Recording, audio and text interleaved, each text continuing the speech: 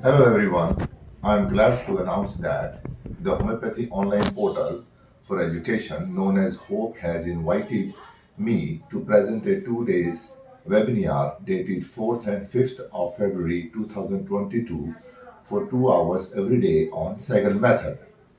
The silent feature of the webinar would be number 1, how to utilize the common language of the patient related to their sickness. Number 2, how to master the understanding of mental state of a patient and utilize utility of the mind rubric. Number 3, clinical applicability of few important mind rubrics. Number 4, explanation of cycle method approach through paper and video.